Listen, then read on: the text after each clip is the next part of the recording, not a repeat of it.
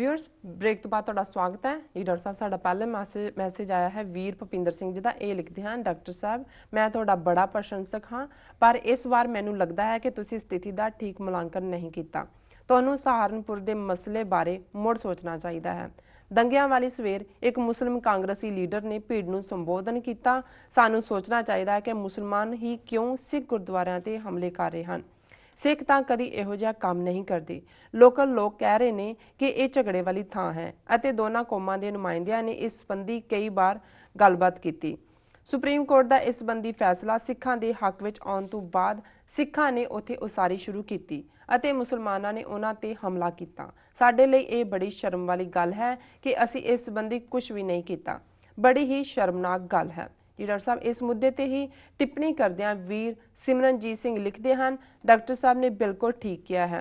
वीर जी तुसी इस मुद्दे के सारे दृष्टिकोणां नूं समझण की कोशिश नहीं कर रहे जी। डॉक्टर साहब सब तो पहला मैं इन्हां दोनों ही वीरां दा धन्नवाद करदा हां, वीर भुपिंदर सिंह, वीर सिमरनजीत सिंह जी, जिन्हां ने जिहड़ा ये कामेंट कीता है यूट्यूब ते अपलोड होने तो बाद, क्योंकि परसों असीं जिक्र किया सी सहारनपुर विच वापरे ये सारे ही घटनाक्रम दा जी, और उस तो बाद इन्हां दा सब तो पहला कामेंट वीर भुपिंदर सिंह जी दा सी।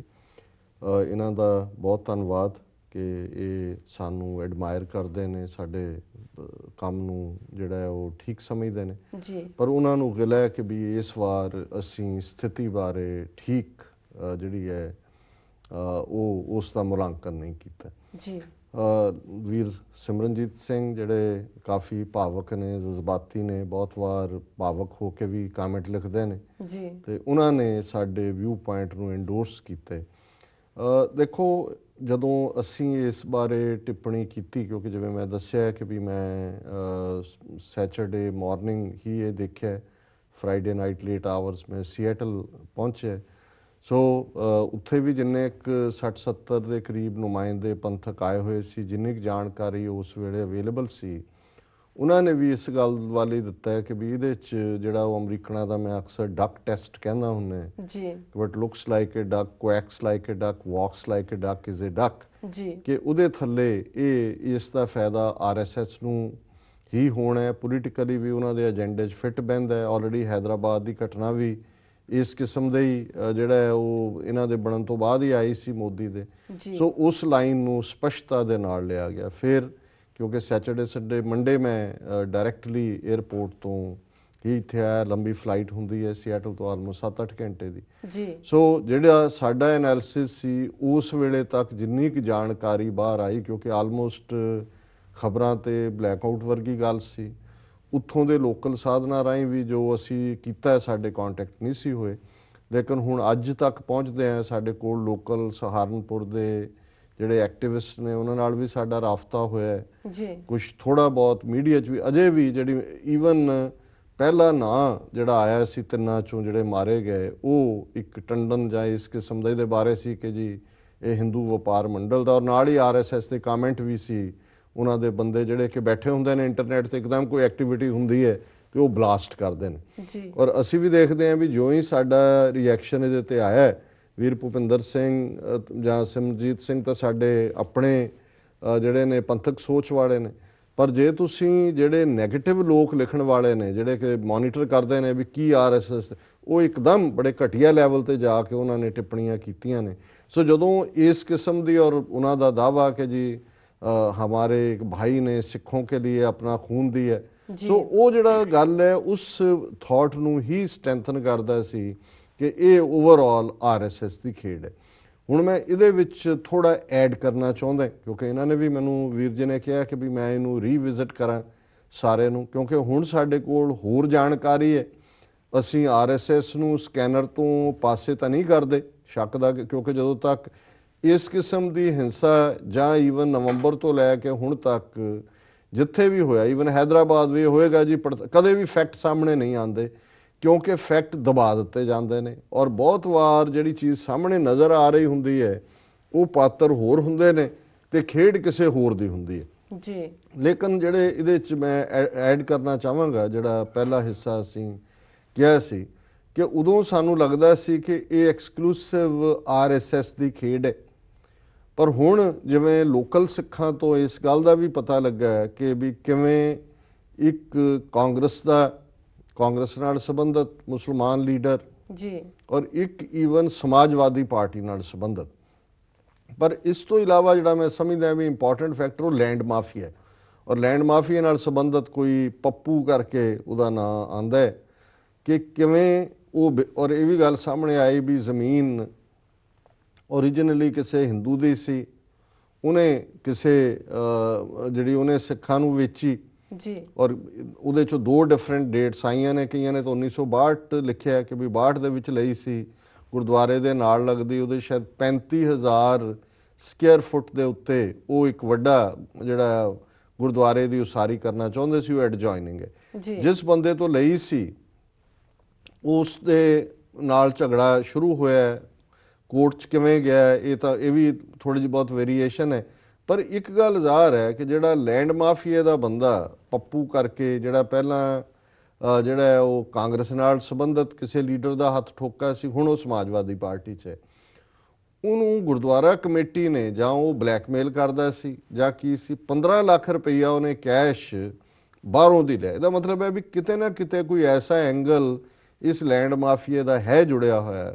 ਔਰ ਹੁਣ ਜਦੋਂ ਕਿ ਅਦਾਲਤ ਦਾ ਫੈਸਲਾ ਆਇਆ, ਜਿਵੇਂ ਵੀਰ ਨੇ ਕਿਹਾ ਸੁਪਰੀਮ ਕੋਰਟ ਦਾ ਫੈਸਲਾ ਨਹੀਂ, ਹਾਈ ਕੋਰਟ ਦਾ ਯੂਪੀ ਦੇ ਜੀ, ਤੇ ਉਸ ਤੋਂ ਬਾਅਦ ਵੀ ਉਹ ਜਿਹੜਾ ਬਲੈਕਮੇਲਰ ਹੈ, ਜਿਹੜਾ 15 ਲੱਖ ਪਹਿਲਾਂ ਉਹਨੇ ਲਿਆ, ਉਹ 20 ਲੱਖ ਜਾਂ 30 ਲੱਖ ਅਮਾਊਂਟ ਵੇਰੀ ਕਰਦਾ, ਉਹ ਹੋਰ ਮੰਗ ਰਿਹਾ ਸੀ, ਜਿਹੜਾ ਕਿ ਕਮੇਟੀ ਨੇ ਦੇਣ ਤੋਂ ਨਾ ਕੀਤੀ। ਸੋ ਹੁਣ ਦੇਖਣ ਵਾਲੀ ਗੱਲ ਇਹ ਹੈ ਵੀ ਇਹ ਪਹਿਲਾਂ 15 ਲੱਖ ਕਿਵੇਂ ਦਿੱਤਾ ਗਿਆ ਜਾਂ ਕਿਉਂ ਦਿੱਤਾ ਗਿਆ, ਔਰ ਇਹ ਜ਼ਾਹਰ ਹੈ ਵੀ ਇਹ ਬੰਦਾ ਲੈਂਡ ਮਾਫੀਏ ਦਾ ਜਿਹੜਾ ਇੱਕ ਜਾਂ ਦੂਜੇ ਪੋਲੀਟੀਸ਼ੀਅਨ ਲਈ ਕੰਮ ਕਰਦਾ, ਇਹ ਵੀ ਇੱਕ ਇੰਸਟਰੂਮੈਂਟਲ ਬਣਿਆ ਉਸ ਸਾਰੀ ਭੀੜ ਨੂੰ ਇਕੱਠੇ ਕਰਨ ਲਈ ਜੀ, ਉਸ ਨੂੰ ਭੜਕਾਉਣ ਦੇ ਲਈ। ਔਰ ਸ਼ਾਇਦ ਇਹ ਵੀ ਕਾਰਨ ਹੈ ਕਿ ਉੱਥੇ ਸਰਕਾਰ ਸਮਾਜਵਾਦੀ ਪਾਰਟੀ ਦੀ ਹੈ, ਸੋਸ਼ਲਿਸਟ ਪਾਰਟੀ ਦੀ ਹੈ, ਔਰ ਜਿਹੜਾ ਇੱਕ ਮਿਨਿਸਟਰਾਂ ਦਾ ਡੈਲੀਗੇਸ਼ਨ ਹੁਣ ਗੁਰਦੁਆਰਾ ਸਾਹਿਬ ਆਇਆ ਹੈ ਸਹਾਰਨਪੁਰ ਸਿੱਖ ਨੁਮਾਇੰਦਿਆਂ ਨਾਲ ਗੱਲ ਕਰਨ, ਉਸ ਮਿਨਿਸਟਰ ਦਾ ਬਿਆਨ ਮੈਂ ਦੇਖ ਰਿਹਾ ਸੀ ਅਜੀਤ ਜਲੰਧਰ ਦੇ ਵਿੱਚ, ਉਹਨੇ ਕਿਹਾ ਜੀ ਮੈਨੂੰ ਸਵੇਰੇ 6 ਵਜੇ ਪਤਾ ਲੱਗਾ, ਮੈਂ 9 ਵਜੇ ਤੱਕ ਕਾਲਾਂ ਕਰਦਾ ਰਿਹਾ, ਇੱਕ SDM ਜਾਂ ਇੱਕ ਦਾ ਉਹਨੇ ਨਾਂ ਗਿਆ, ਉਹਨੂੰ ਛੱਡ ਕੇ ਕਿਸੇ ਨੇ ਮੇਰਾ ਫੋਨ ਨਹੀਂ ਚੁੱਕਿਆ ਜੀ। ਸੋ ਜ਼ਾਹਰ ਹੈ ਵੀ ਇਹ ਜਿਹੜੀ ਸਾਰੀ ਕੰਸਪੀਰੇਸੀ ਹੈ ਇਹਦੇ 'ਚ ਡਿਸਟ੍ਰਿਕਟ ਐਡਮਿਨਿਸਟ੍ਰੇਸ਼ਨ ਵੀ ਨਾਲ ਰਲਿਆ ਹੋਇਆ, ਔਰ BJP ਨਾਲ, ਔਰ ਕੋਈ ਕਹੇਗਾ ਜੀ ਵੀ ਸਰਕਾਰ ਤਾਂ ਸੋਸ਼ਲਿਸਟਾਂ ਦੀ ਹੈ, ਉਹਦੇ 'ਚ BJP ਜਾਂ RSS ਦਾ ਕੀ ਰੋਲ ਹੈ। ਪਰ ਇੱਕ ਟ੍ਰੈਂਡ ਹੁੰਦਾ ਹੈ ਕਿ ਵੀ ਜਦੋਂ UP ਦੇ ਇੱਕ ਬੜੀ ਸਟ੍ਰੇਂਜ ਜਿਹੜੀ ਹੈ ਪੋਲਿਟਿਕਸ ਹੈ ਕਿ ਉੱਥੇ ਬੇਸ਼ੱਕ BJP ਦਾ ਮੁੱਖ ਆਧਾਰ ਜਿਹੜਾ ਹੈ ਉਹ ਉੱਚੀ ਜਾਤੀਆਂ ਵਾਲੇ ਲੋਕ ਰਹੇ ਨੇ ਜੀ, ਔਰ ਯਾਦਵ ਜਿਹੜੇ ਵੱਡੀ ਗਿਣਤੀ 'ਚ ਨੇ, ਜਿਹਨਾਂ ਸੋਸ਼ਲਿਸਟ ਪਾਰਟੀ ਦੇ ਮੁਲਾਇਮ ਸਿੰਘ ਯਾਦਵ ਜਾਂ ਉਹਦਾ ਲੜਕਾ ਅਭਿਲੇਖ ਯਾਦਵ, ਫਿਰ 19% ਦਲਿਤ ਪੋਪੂਲੇਸ਼ਨ ਹੈ, ਮਾਇਆਵਤੀ ਜਿਨ੍ਹਾਂ ਨੂੰ ਲੀਡ ਕਰਦੀ ਹੈ, ਸ਼ਾਇਦ 17-18% UP ਦੇ ਵਿੱਚ ਮੁਸਲਿਮ ਪੋਪੂਲੇਸ਼ਨ ਹੈ। ਸੋ ਹੁਣ ਤੱਕ ਮੁਸਲਿਮ ਪੋਪੂਲੇਸ਼ਨ, ਯਾਦਵ ਜਾਂ ਬਹੁਜਨ, ਜੇ ਯਾਦਵ ਔਰ ਬਹੁਜਨ ਇਕੱਠੇ ਹੋ ਜਾਂਦੇ ਸੀ ਦਲਿਤ, ਤੇ ਫਿਰ ਤਾਂ ਕੋਈ ਕਹਿਣਾ ਹੀ ਕੀ ਹੈ, ਫਿਰ ਤਾਂ ਇਹਨਾਂ ਨੂੰ ਕੋਈ ਹਿਲਾ ਹੀ ਨਹੀਂ ਸੀ ਸਕਦਾ। ਪਰ ਮਾਇਆਵਤੀ ਨੇ ਆਪਣੀ ਅਡਰੀ ਹੋਂਦ ਬਣਾਈ ਤੇ ਮੁਸਲਿਮ ਵੋਟ ਜਿਹੜਾ ਹੈ ਉਹ ਜੇ ਸੋਸ਼ਲਿਸਟਾਂ ਦੇ ਨਾਲ ਰਲ ਜਾਏ ਤਾਂ ਉਹਨਾਂ ਦੀ ਸਰਕਾਰ ਬਣ ਜਾਂਦੀ ਹੈ, ਜੇ ਮਾਇਆਵਤੀ ਆਪਣੇ ਨਾਲ ਲਾ ਲੈਂਦੀ ਹੈ ਉਹਨਾਂ ਦੀ ਬਣ ਜਾਂਦੀ। ਪਰ ਸਹਾਰਨਪੁਰ ਦੇ ਕੌਨਟੈਕਸਟ 'ਚ ਇੱਕ ਹੋਰ ਦਿਲਚਸਪ ਗੱਲ ਜਿਹੜੀ ਸਾਹਮਣੇ ਆਈ ਕਿ ਉੱਥੇ 50,000 ਦੇ ਕਰੀਬ ਸਿੱਖ ਵਸਦੇ ਨੇ ਜੀ, ਔਰ ਉਸ ਡਿਸਟ੍ਰਿਕਟ ਦੇ ਵਿੱਚ ਜਿਹੜੀ ਸਿੱਖਾਂ ਦੀ ਵੋਟ ਹੈ ਉਹ ਬੜੀ ਕਰੂਸ਼ਲ ਹੈ।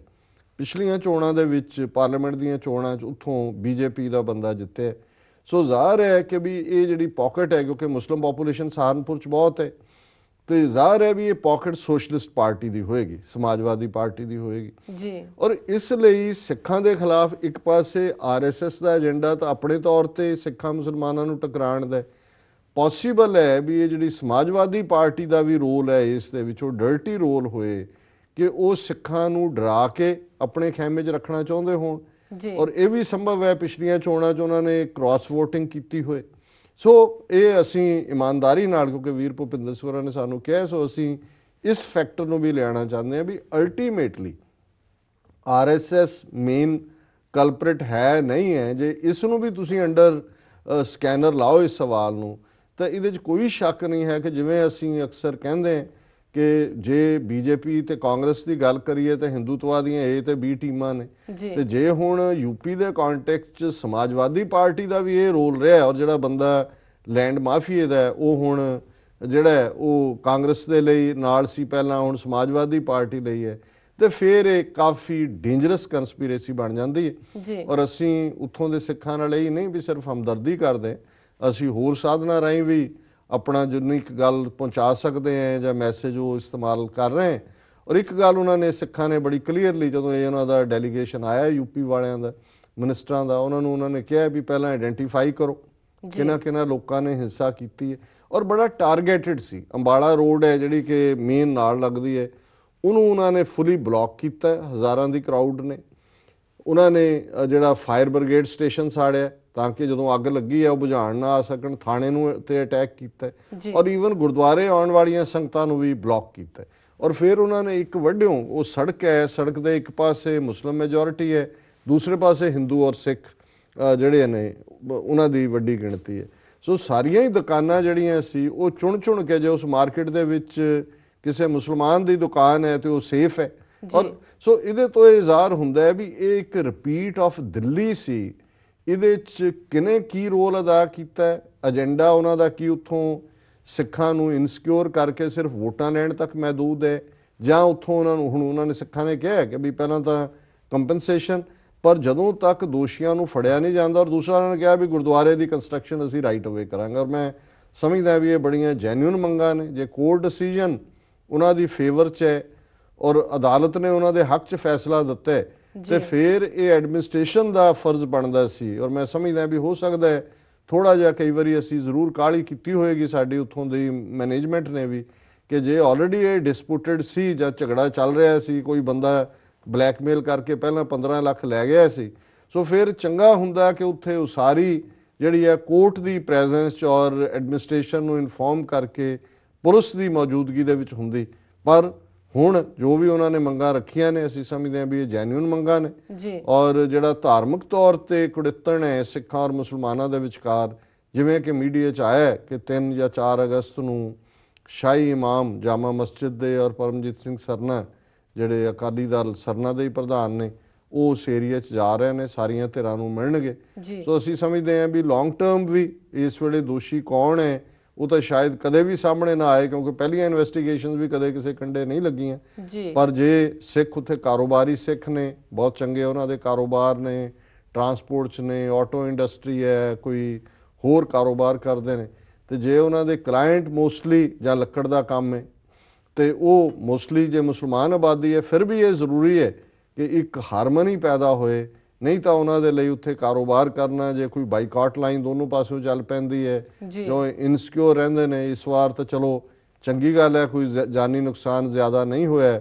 ਜਿਹੜੇ ਸਿੱਖ 2 ਜ਼ਖਮੀ ਨੇ, ਇੱਕ ਪਟਿਆਲੇ ਦੇ ਹਸਪੀਟਲ 'ਚ ਐਡਮਿਟ ਹੈ, ਇੱਕ ਉੱਥੋਂ ਦੇ ਹੀ ਕਿਸੇ 'ਚ ਹੈ ਜਿਹੜੇ ਕਿ ਆਊਟ ਆਫ ਡੇਂਜਰ ਨੇ। ਸੋ ਅਸੀਂ ਇਹਨਾਂ ਦਾ ਵੀਰ ਭੁਪਿੰਦਰ ਸਿੰਘ ਜੀ ਦਾ ਔਰ ਵੀਰ ਸਿਮਰਨਜੀਤ ਸਿੰਘ ਦਾ ਧੰਨਵਾਦ ਕਰਦੇ ਹਾਂ ਕਿ ਉਹਨਾਂ ਨੇ ਉਹ ਪ੍ਰੋਗਰਾਮ ਜਿਹੜੇ ਨੇ ਉਹ ਦੇਖਦੇ ਨੇ ਔਰ ਉਸ ਤੋਂ ਬਾਅਦ ਇਨਪੁਟ ਵੀ ਦਿੰਦੇ ਨੇ।